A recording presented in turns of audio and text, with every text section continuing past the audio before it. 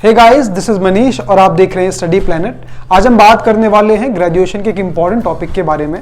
तो अगर आप लोग के पास बीए प्रोग्राम या पॉलिटिकल ऑनर्स के स्टूडेंट हैं तो एक इंपॉर्टेंट सब्जेक्ट आपके पास होगा जिसका नाम है योर लॉज योर राइट्स। तो इसके काफ़ी सारे कमेंट्स और मैसेज मेरे पास आ रहे थे वीडियो बनाने के लिए। तो हम लोग पूरा सिलेबस तो कवर अप नहीं करने वाले हैं, लेकिन इसका एक बहुत इंपॉर्टेंट टॉपिक है जो कि वो आपके एग्जाम के अंदर पक्का आने वाला है। टॉपिक का नाम है rule of law and criminal justice system in India. तो इस टॉपिक को हम पढ़ने वाले हैं जो कि आपका 100% एग्जाम में आने वाला है। आपका डिटेल में इसकी हम बात करेंगे। तो आइए शुरू करते हैं। सबसे पहले समझते हैं कि रूल ऑफ लॉ क्या होता है। बहुत आसान भाषा में मतलब है कानून का राज। इसका मतलब ये है कि देश के अंदर एक आम नागरिक से लेके सरकार और उससे जुड़ी कोई भी अथॉरिटी, उससे जुड़ा हुआ कोई भी ऑर्गेनाइजेशन या कोई भी अथॉरिटी, सब लोग कानून के द्वारा तय किए गए नियमों के हिसाब से ही काम करेंगे। अपनी मनमर्जी के हिसाब से कोई भी काम नहीं कर सकता है। इसको हम रूल ऑफ लॉ बोलते हैं, मतलब कानून का राज। और बात करें इसके 3 इंपॉर्टेंट प्रिंसिपल्स भी होते हैं। तीनों की बात करें, सबसे पहले प्रिंसिपल आपसे कहता है कि किसी भी इंसान को जब तक पनिश नहीं किया जा सकता है अगर वो सिर्फ किसी भी नियम कानून का उल्लंघन करता है, तो उसके अलावा किसी भी केस में आप किसी भी इंसान को पनिश नहीं कर सकते हैं। दूसरी बात, कोई भी इंसान, no man is above the law, कोई भी इंसान किसी भी हालत में कानून से ऊपर नहीं माना जाएगा। उसकी कोई भी कंडीशन हो, कोई भी उसकी रैंक हो, स्टेटस हो, लेकिन कानून से ऊपर किसी भी इंसान को नहीं माना जाएगा। तीसरी बात, हमारा जो कानून है, जो कॉन्स्टिट्यूशन है, वो कुछ बेसिक लिबर्टीज और राइट्स लोगों को प्रोवाइड करता है, जैसे कि पर्सनल लिबर्टी हो गया, राइट टू लाइफ हो गया। ये बहुत ज़रूरी होती है किसी भी इंसान को, ताकि सभी लोग एक मिनिमम लिविंग स्टैंडर्ड के हिसाब से समाज के अंदर रह सकें। अब हम पढ़ते हैं क्रिमिनल जस्टिस सिस्टम का क्या मतलब होता है। बहुत आसान भाषा में इसको आपको समझाता हूँ। क्रिमिनल जस्टिस सिस्टम का मतलब होता है कि किसी भी एक डेमोक्रेटिक सोसाइटी के अंदर, लोकतांत्रिक समाज के अंदर कुछ नियम कानून, मतलब संविधान, जो तय करेगा कि समाज के अंदर कौन सी गतिविधियां हैं, कौन सी एक्टिविटीज हैं जो लीगल हैं और कौन सी एक्टिविटीज हैं जो कि इलीगल मानी जाएंगी। और अगर कौन सी एक्टिविटीज क्राइम मानी जाएंगी और कोई एक्टिविटीज इलीगल होती भी है तो उन इलीगल एक्टिविटीज की क्या क्या सजा उनको दी जाएगी। ये सब कुछ चीजें जो नियम कानून तय करते हैं उसी को हम बोलते हैं क्रिमिनल जस्टिस सिस्टम। और इसके एम की अगर हम बात करें तो क्रिमिनल जस्टिस सिस्टम का एम बहुत सिंपल सा होता है कि जो भी समाज के अंदर गिल्टी है उनको पनिश करना और जो भी इनोसेंट हैं उनको प्रोटेक्ट करना। और इसके अलावा एक सभ्य समाज के अंदर, एक सिविलाइज सोसाइटी के अंदर ये भी तय करना कि भाई समाज के अंदर मैक्सिमम सेंस ऑफ सिक्योरिटी लोगों को प्रोवाइड कराई जा सके, लोगों को सुरक्षा प्रोवाइड की जा सके और उनको क्राइम वगैरह से बचाया जा सके। और स्पेसिफिकली हम लोग बात करें तो क्रिमिनल जस्टिस सिस्टम का ये भी एम है कि समाज के अंदर क्रिमिनलिटी को कम किया जा सके और इसके अलावा जितने भी मैक्सिमम रिपोर्टेड क्राइम्स हैं समाज के अंदर उनको पहचान करके जल्दी से जल्दी विदाउट एनी डिले जो भी एक्यूज्ड पर्सन्स हैं उनको प्रॉपर और अप्रोप्रिएट पनिशमेंट दी जा सके।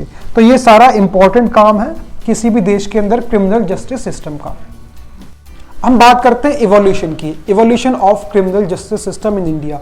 अगर इसके इवोल्यूशन की बात करें तो जो भारत के अंदर क्रिमिनल जस्टिस सिस्टम है वो एंशिएंट टाइम से चलता हुआ आ रहा है, बहुत पुराने टाइम से चलता हुआ आ रहा है। अगर हम पुराने समाज के अंदर, एंशिएंट सोसाइटी के अंदर उसको पढ़ के समझ के देखेंगे तो जो सिस्टम हुआ करता था वो पहले उसको धर्म से एसोसिएट करते थे। यहाँ पर धर्म का मतलब रिलीजन नहीं, यहाँ पर धर्म का मतलब है ड्यूटीज। राजा की कुछ ड्यूटीज होती थी जिसको राजधर्म बोलते हैं, उसके हिसाब से राजा काम किया करता था।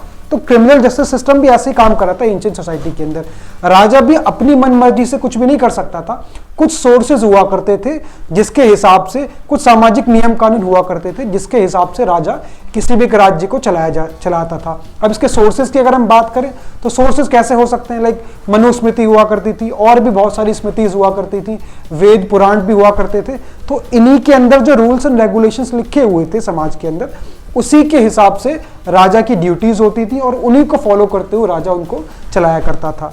टाइम धीरे धीरे और भी आगे बढ़ा, मौर्यंस आए, गुप्ताज आए और भी भारत के अंदर अलग अलग रूलर्स आए जो समाज को चला रहे थे। उन्होंने भी प्रॉपरली क्या कर रखा था, उन्होंने, ऐसा नहीं था कि राजा ने जो बोल दिया सब कुछ वही होता हुआ आ रहा है। उस टाइम पर भी प्रॉपर काउंसिल्स बना रखी थी, असेंबलीज बना रखी थी, नियम कानून पहले से प्री डिटरमाइंड थे जो बताते थे कि अगर कोई करप्शन करेगा तो उसको क्या सज़ा मिलेगी, अगर कोई जो है चोरी या लूट करेगा तो उसको क्या सज़ा मिलेगी, या अगर कोई हत्या करता है तो उसकी क्या सज़ा दी जाएगी। तो ये सब नियम कानून ही तो थे पहले जो डिसाइड करते थे कि किसको किस क्राइम की क्या सज़ा दी जाएगी। इसी को हम क्रिमिनल जस्टिस सिस्टम बोलते हैं। आज के टाइम पे भी ऐसे ही काम करता और पुराने टाइम पर भी ऐसे ही काम किया करता था ये। अब हम बात करते हैं एंशिएंट से लेके प्रेजेंट टाइम की, कि आज के टाइम पे criminal justice system in India कितना इवॉल्व हो चुका है।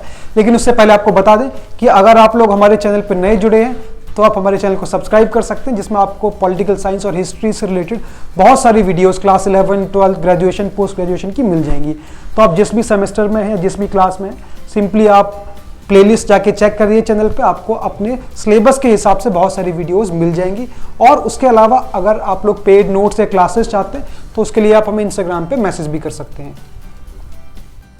तो अगर हम प्रेजेंट फॉर्म की बात करें क्रिमिनल जस्टिस सिस्टम की, तो भारत के अंदर आज का जो क्रिमिनल जस्टिस सिस्टम काम कर रहा है उसकी जो जड़ें हैं, उसकी जो रूट्स हैं, वो कहीं ना कहीं ब्रिटिश ईस्ट इंडिया कंपनी जब थी, या फिर हम बोल सकते हैं जब उपनिवेशवाद था, कॉलोनिज्म भारत के अंदर था, उससे उनकी रूट्स निकलती हुई आ रही हैं। तो भारत का जो आईपीसी हम बोलते हैं, इंडियन पिनल कोड जिसको हम बोलते हैं, जो ये तय करता है कि भारत के अंदर कौन सी एक्टिविटीज क्राइम के अंडर में आती हैं और किस क्राइम की कौन कौन सी अप्रोप्रिएट सजा दी जाती है, उसको हम आईपीसी बोलते हैं, इंडियन पिनल कोड बोलते हैं। और ये जो आईपीसी है वो 1860 में बनाई थी, 1860 में बनाया गया था भारत के पहले लॉ कमीशन के द्वारा। तो हमारा जो आईपीसी है उसका जो रूट्स हैं, जो जड़ें हैं, वो कहाँ से होती हुई आ रही है? ब्रिटिश कंपनी से, ईस्ट इंडिया कंपनी हम बोल सकते हैं, अंग्रेजों से होती हुई आ रही है। उसके अलावा इसको 1861 में इसको इम्प्लीमेंट किया गया भारत के अंदर, और इम्प्लीमेंट करने के बाद अलग अलग टाइम पीरियड में, स्टेजेस में, टाइम के साथ साथ बहुत सारे इसके अंदर अमेंडमेंट भी किए गए। जैसे कि 1973 के अंदर पहले अमेंडमेंट किया गया, फिर बाद में एन वोरा कमेटी ने 1993 के अंदर किया इसको चेंज, और उसके बाद ईयर 2000 के अंदर भी भारत सरकार की तरफ से एक पैनल बनाया गया था जिसने इसके अंदर काफ़ी सारे जो है चेंजेस किए, अमेंडमेंट किए। फाइनली 2003 के अंदर जो काफ़ी इंपॉर्टेंट है, 2003 के अंदर जस्टिस मैलिमथ कमेटी बनाई गई थी जिसने करीब 158 रिकमेंडेशंस दी कि भाई जो हमारा आईपीसी चलते हुए आ रहा है, हमारा जो भारत का क्रिमिनल जस्टिस सिस्टम चलते हुए आ रहा है, उसके अंदर बहुत सारे सुधारों की ज़रूरत है। तो ये जो मैलिमथ कमेटी थी उसने ईयर 2003 के अंदर बहुत सारे इंपॉर्टेंट रिकमेंडेशन सरकार को दिए इंडिया के क्रिमिनल जस्टिस सिस्टम को चेंज करने के लिए, सुधार करने के लिए। तो ये बहुत इंपॉर्टेंट टॉपिक था जो कि आपके एग्जाम में पक्का आएगा। मैंने पूरी कोशिश की कि आपको आसान भाषा में इस टॉपिक को समझा सकूं। और अगर आप लोग इस कोर्स के पूरे कोर्स के पेड नोट्स चाहते हैं तो उसके लिए आप मुझे इंस्टाग्राम पे मैसेज कर सकते हैं। और अगर आपको वीडियो इन्फॉर्मेटिव लगी हो तो आप इसको ज़्यादा से ज़्यादा शेयर कर सकते हैं, और भी आसान भाषा में वीडियोस देखने के लिए चैनल को सब्सक्राइब कर सकते हैं। Thank you so much for watching.